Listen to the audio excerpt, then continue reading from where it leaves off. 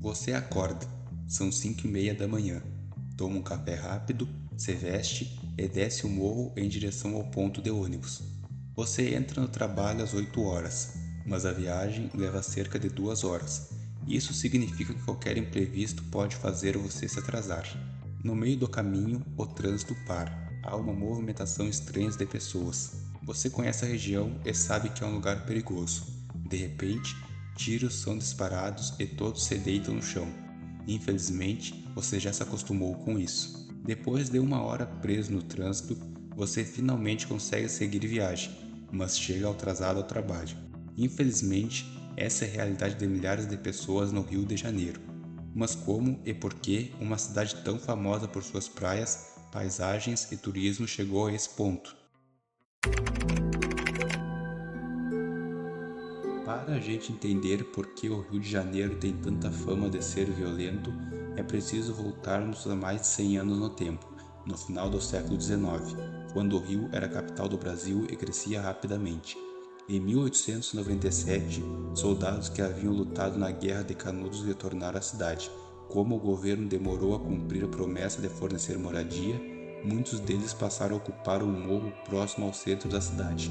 Eles deram ao local o nome de Morro da Favela, em referência a uma planta típica da região de Canudos, na Bahia. Com o tempo, o nome favela passou a ser usado para qualquer comunidade construída de forma espontânea.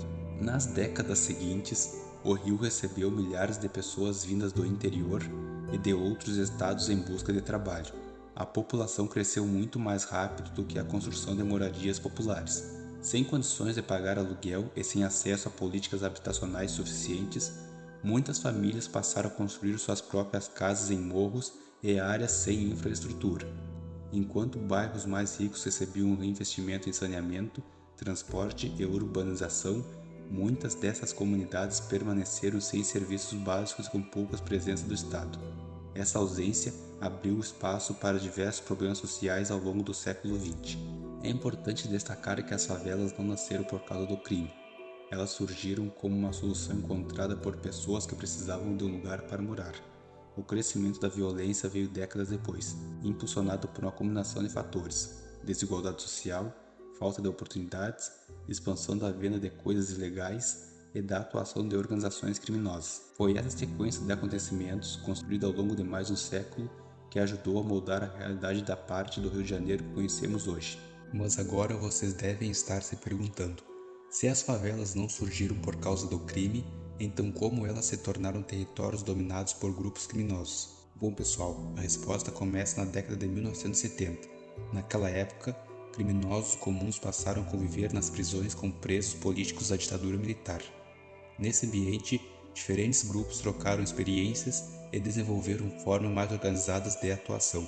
Alguns anos depois, surgiria uma das primeiras grandes organizações criminosas do Rio de Janeiro. Na década de 1980, outro fator mudou completamente o cenário: a venda internacional de cocaína. O Brasil passou a fazer parte da rota da droga e o consumo aumentou. O lucro era enorme, muito maior do que obtido com roubos e furtos. Com tanto dinheiro circulando, as facções começaram a comprar armas cada vez mais modernas, recrutar jovens e disputar o controle das comunidades. Como muitas dessas áreas tinham pouca presença do Estado, os criminosos encontraram um ambiente favorável para se instalar. Durante os anos 1990, a situação se agravou. As disputas entre grupos rivais se intensificaram e os confrontos com a polícia se tornaram cada vez mais frequentes.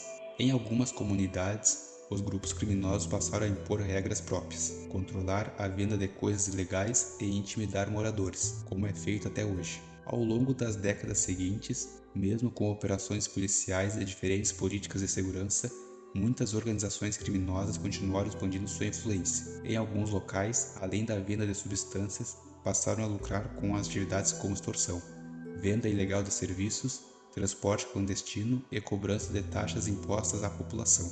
Foi assim que um problema que começou com abandono, desigualdade e falta de planejamento urbano acabou evoluindo para um dos maiores desafios da segurança pública do Brasil. E como se já não bastasse tudo isso, um novo problema começou a crescer no Rio de Janeiro: as milícias. Elas surgiram principalmente durante as décadas de 1990 e 2000. Para quem não sabe, as milícias eram grupos formados por policiais, ex-policiais, bombeiros, agentes penitenciários e outros profissionais da segurança que diziam proteger comunidades da ação de criminosos.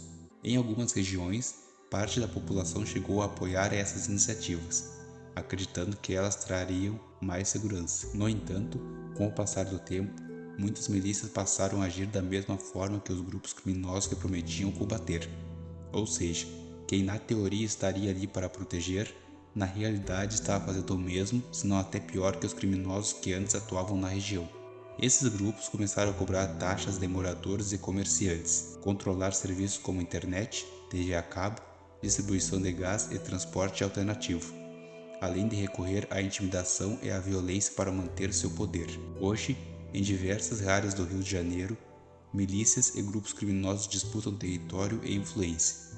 Enquanto algumas regiões permanecem sob o controle do tráfico, outras são dominadas por milicianos, criando um cenário ainda mais complexo para a segurança pública. O resultado é uma cidade onde milhões de pessoas vivem entre conflitos, operações policiais e disputas pelo controle de diferentes territórios. Um problema que continua sendo um dos maiores desafios do Rio de Janeiro. E quem mais sofre com isso são as pessoas de bem, trabalhadores e gente honesta que só querem viver em suas vidas e terem seus direitos de cidadão, mas acabam ficando reféns do crime organizado e quem deveria protegê-los, que é o Estado, não consegue mais conter, ou às vezes estão disfarçados de segurança, como acabamos de ver.